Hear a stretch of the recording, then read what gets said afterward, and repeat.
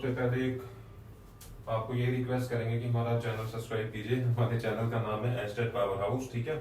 जो भी latest content आ रहा है आपके लिए बहुत बेनिफिशियल है। जितना भी मैटर आपसे शेयर किया जा रहा है किसी भी टॉपिक के ऊपर, वो बिल्कुल एक स्पेसिफिक है एग्जामिनेशन पॉइंट ऑफ व्यू से, जो आपका अपकमिंग रहने वाला है एस्टेट का, ठीक है।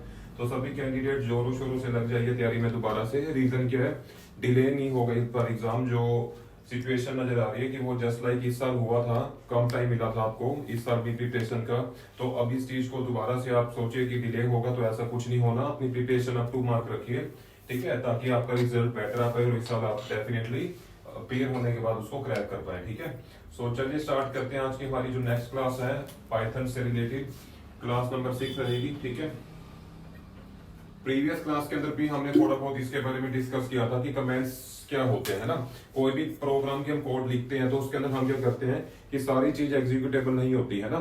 कुछ पार्ट होता है जिसको हम क्या कहते हैं कि हम नॉन एग्जीक्यूटेबल बनाते हैं। नॉन एग्जीक्यूटेबल क्यों बनाते हैं? ताकि पाइथन का जो भी इंटरप्रेटर है वो उसको इग्नोर करे। रीजन क्या होता है? बिकॉज हमें ना कई बार कोई मान लो सॉफ्टवेयर है, उसके ऊपर हम रियल लाइफ एप्लीकेशन की बात करते हैं। कोई प्रोग्रामिंग टीम है, वो किसी बिग सॉफ्टवेयर पे काम कर रही है, ठीक है। तो उन्होंने क्या करना कि डॉक्यूमेंटेशन पार्ट होता है। डॉक्यूमेंटेशन पार्ट क्या कहते हैं कि वो सारे का सारा उसके अंदर मीनिंग डिफाइन करते हैं, हर एक लाइन का जो भी कोड के अंदर रहने वाला, ठीक है। तो वो क्या करते हैं, उसको नॉन एग्जीक्यूटेबल बनाते हैं। बट किसकी हेल्प से बनाते हैं? कमेंट्स की हेल्प से बनाते हैं, ठीक है। सो फर्स्ट पॉइंट नोट कीजिए, it is used to add the remarks और a note in a source code, ठीक है। ये नोट क्यों करवाता हूँ पॉइंट्स? बिकॉज कुछ बच्चे जो अपियर हो रहे हैं इस समय इंजीनियरिंग जो भी कॉम्पिटिटिव एग्जाम्स आते हैं उनके, उसमें भी सेम टॉपिक रहता है। और कुछ बच्चे जो हमारा जो टीचिंग से रिलेटेड जो भी कॉम्पिटिटिव एग्जाम रहते हैं, जैसे कि एनवीएस का, केवीएस का, ठीक है, सीटेट का, एस्टेट का, जो भी रिलेटेड कॉम्पिटिटिव एग्जाम्स है, जहां भी कंप्यूटर पार्ट में आपको पाइथन का टॉपिक मिलेगा, उसके अंदर ये चीजें आम देखने को मिलती है, ठीक है। So it is used to add the remarks. Remarks क्या होते हैं? जस्ट लाइक आप कह लीजिए कि एक डॉक्यूमेंट्री पार्ट हो जाती है, और हम उसको करते कैसे हैं? हैश सिंबल की मदद से करते हैं, ठीक है। सो इसको भी नोट करना। बट सेकंड पॉइंट पे आता है comments are not executed by the interpreter. इसको एग्जीक्यूटेबल नहीं मान सकते। रीजन क्या होता है? रिमेनिंग कोड तो हम कह सकते हैं कि एग्जीक्यूटेबल है, बट जो पाइथन ने कमेंट डिक्लेयर कर दिया है, ठीक है, कमेंट जो हम डिक्लेयर करते हैं वो पाइथन का इंटरप्रेटर उसको एग्जीक्यूट नहीं करता। सिंपली उसको क्या मान के चलता है कि एक मैसेज है, ताकि उसको यूज करते टाइम पे अगर हमें कुछ डिफिकल्टी आ रही है, उसकी जो फंक्शनैलिटीज वगैरह की जहां तक बात है, इनपुट्स क्या रहने वाली, आउटपुट क्या रहने वाली है, हर एक चीज को हम इंक्लूड कर सकते हैं। बट एक हैश सिंबल लगा दो, और हैश सिंबल के बाद जो भी लाइन ऑफ कोड आप लिखेंगे वो एक किस्म से ट्रीट होती है नॉन एग्जीक्यूटेबल, ठीक है। Now they are mainly used to document the meaning and purpose of the source code, ठीक है। मीनिंग क्या है? मान लो जो आप कोड लिख रहे हैं आपको तो क्लियर है, बट हो सकता है जब क्लाइंट को आप डिप्लॉयमेंट के टाइम पे देते हैं, डिलीवर करते हैं एंड प्रोजेक्ट को, वो कहता है जी मेरे को इसको ऑपरेट करने के लिए कुछ इंस्ट्रक्शन तो दो, ठीक है। तो उसको भी बेनिफिट मिले इस करके हम क्या करते हैं, एक हैश सिंबल लगाते हैं अपने लाइन ऑफ कोड के अंदर, जहां जहां हमें लगता है कि इसका मीनिंग क्लाइंट को भी इजीली समझ आता है। और पर्पस तो हमें पता होता ही है कि क्या चीज हम यूज कर रहे हैं, ठीक है। पर्पस का मीनिंग क्या होता है कि हमने वो सॉफ्टवेयर बनाए क्यों है, ठीक है, उसकी इंप्लीमेंटेशन, उसके इनपुट आउटपुट, ठीक है। बिकॉज आपको पता है कोई भी कोड हम लिखते हैं तो उसके अंदर हमें इनपुट देनी पड़ती है, और इनपुट के कोरस्पॉन्डिंग हमें वो आउटपुट प्रोड्यूस करके देता है, ठीक है। तो हर एक चीज हम क्या कर सकते हैं, कमेंट सेक्शन में इंक्लूड कर सकते हैं, ठीक है। रिक्वायरमेंट्स भी, रिक्वायरमेंट क्या होता है? हार्डवेयर की रिक्वायरमेंट देख सकते हैं, ठीक है, जिसमें आप कह सकते हैं कि रैम कितनी नीडेड है, हार्ड डिस्क कितनी चाहिए, ठीक है, क्लॉक साइकिल क्यों होनी चाहिए, ठीक है, प्रोसेसर कौन सा चाहिए, वो सारी चीजें भी आप इसमें इंक्लूड कर सकते हैं। मेनली डॉक्यूमेंटेशन पार्ट के अंदर हम इसको इंक्लूड करते हैं, ठीक है। अब पाइथन क्या क्या यूज करता है डिक्लेयर करने के लिए, ठीक है, कमेंट्स को? Hash symbol. जहां भी हैश सिंबल दिखता है पाइथन के इंटीग्रेटर चुपचाप उसको छोड़ देता है, वो जो बाकी रिमेनिंग लाइन ऑफ कोड है उसको एग्जीक्यूट करता है, ठीक है।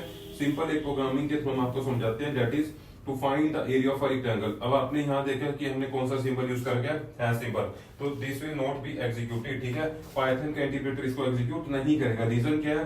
हैश सिंबल को वो कैसे ट्रीट करता है? कमेंट के तौर पे, ठीक है। तो इसमें हम सिंपली एक मैसेज दे रहे हैं to find the area of a rectangle. भाई कोड किसके बारे में है, ठीक है। सपोज करो कि इससे ज्यादा कॉम्प्लेक्स कोड लिख दी, अगर यूजर को उसके बारे में नहीं समझ आ रहा तो वहां भी हम ऐड कर सकते हैं, ठीक है।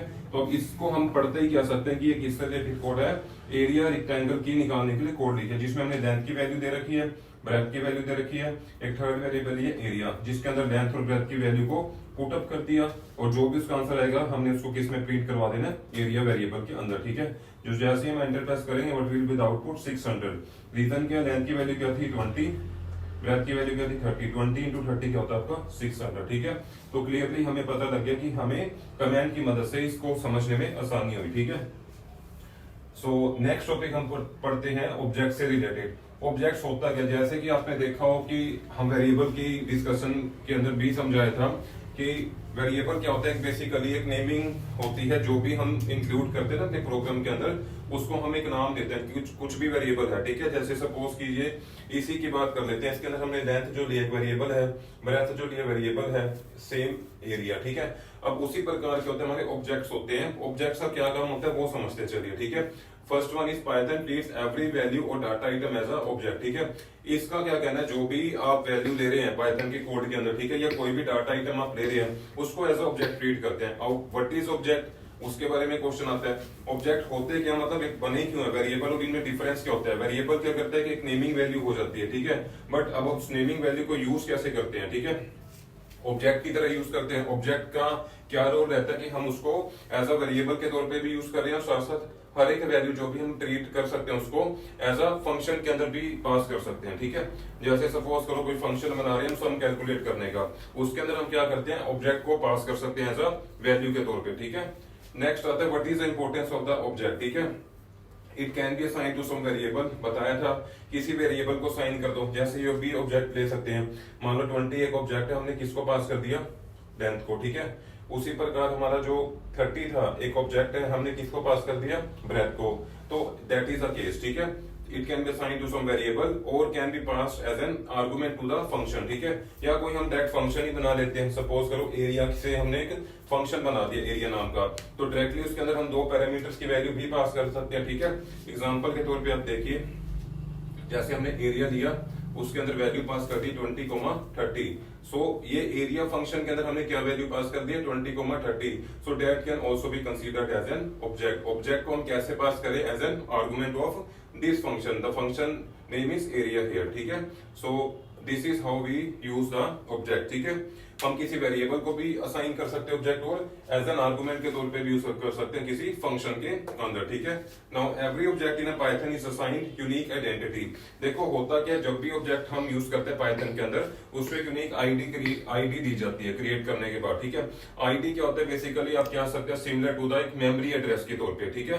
बिकॉज हर एक ऑब्जेक्ट जो भी हम यूज करें पाइथन के अंदर उसको एक मेमोरी एड्रेस दिया जाता है and that remains alive till that object is used throughout the program। जब तक वो प्रोग्राम के अंदर वो वैल्यू यूज हो रही है सेम मेमोरी एड्रेस उसको मिलता है, ठीक है, सेव रहता है, ठीक है। एग्जांपल देखते हैं, every object in a Python is assigned a unique identity which remains same throughout the lifetime of the object, ठीक है। अब उसको हम कैसे देखते हैं कि हम किस फंक्शन की मदद से हम आईडी देख सकते हैं किसी भी ऑब्जेक्ट की। द फंक्शन इज आईडी, ठीक है। आईडी ही एक फंक्शन है जिसकी मदद से आप किसी भी ऑब्जेक्ट की मेमोरी एड्रेस की जो बात हो रही है, आइडेंटिटी की बात हो रही है, वो आप देख सकते हैं, ठीक है। अब एग्जांपल के लिए जैसे हमने यहाँ पाइथन प्रॉम्प्ट बना दिया, हमने जब डिस्कस किया था या तीन जो आप कह सकते हैं जो राइट ट्रायंगुलर ब्रैकेट्स हमने लिए, इसका मीनिंग क्या होता है कि ये दिखाता है कि पाइथन का जो प्रॉम्प्ट है शेल के अंदर वो रेडी है एग्जीक्यूट करने के लिए इंस्ट्रक्शंस को, ठीक है। तो हमने ए की वैल्यू क्या ले ली 20 है रीजन ऑब्जेक्ट, ठीक है। अब हमें जो 20 की वैल्यू हमने इसमें दी है ए में, उसकी आईडी चेक करना चाहते हैं, अभी उसको क्या आईडी दी गई है, तो हम क्या करेंगे, इस आईडी फंक्शन का यूज करेंगे और पैरामीटर के तौर पे किसको पास कर देंगे, ए को, ठीक है। तो आउटपुट के तौर पे सपोज कीजिए कि ये जो वैल्यू निकल के आई है ये क्या रिप्रेजेंट करती है, आईडी ऑफ एन ऑब्जेक्ट, ठीक है।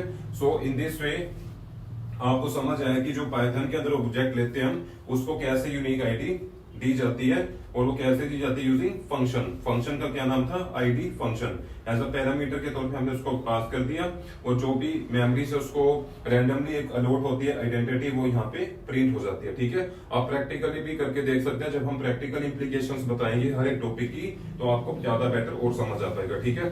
तो अब तक के लिए जो जो हमने क्लासेस डिस्कस कर लिया आप उसको प्लीज रिवाइज कीजिए, देखिए कोई डाउट आता है तो आप कमेंट सेक्शन में पुट कीजिए। Thank you.